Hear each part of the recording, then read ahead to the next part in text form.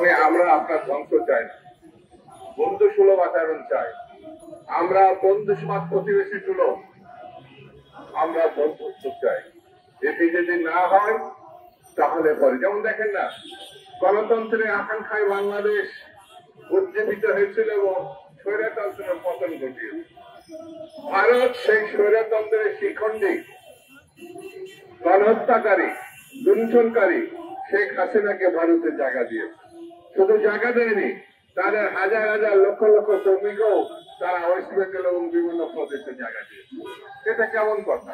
হত্যাকারীকে জায়গা দিবেন, লুণ্ঠনকারীকে জায়গা দিবেন, আবার বাংলাদেশের সঙ্গে বন্ধুত্ব চাবেন।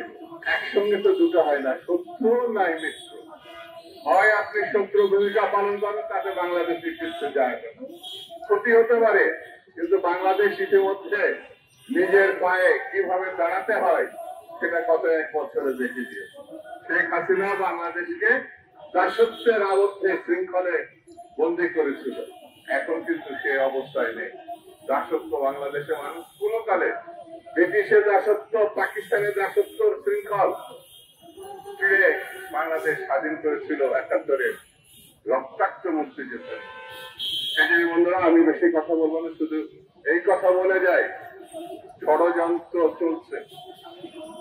বাংলাদেশকে গণতন্ত্রের বাইরে রাখার ষড়যন্ত্র, বাংলাদেশকে লুণ্ঠনের বাজারে রূপান্তরিত করার ষড়যন্ত্র, বাংলাদেশে যাতে ভালো নির্বাচন না হতে পারে সেই ষড়যন্ত্র, বাংলাদেশে যেন সব থেকে জনপ্রিয় পার্টি বিএনপি ক্ষমতায় আসতে না পারে তার ষড়যন্ত্র, বাংলাদেশের আন্দোলনের শুধু মুখোশহীন সম্রাজ্ঞী না, বেগম খালেদা জিয়া আপসের নেত্রী, তাকে যাতে ক্ষমতায় তার পার্টি না আসতে পারে, দেশ নায়ক জনাব তারেক রহমান বাংলাদেশের প্রধানমন্ত্রী না হতে পারে, নানা ক্ষেত্রে নানা মুখে ষড়যন্ত্র আছে। সেই জন্য আমাদেরকে ঐক্যবদ্ধ থাকতে হবে, ষড়যন্ত্র মোকাবেলা করে সামনের দিকে আমাদের এগিয়ে যেতে হবে। সেই সামনের দিকে যাওয়ার আহ্বান জানিয়ে, সবাইকে ঐক্যবদ্ধ থাকার আহ্বান জানিয়ে আমি আমার বক্তব্য শেষ করছি। খুদা হাফেজ। বাংলাদেশ জিন্দাবাদ।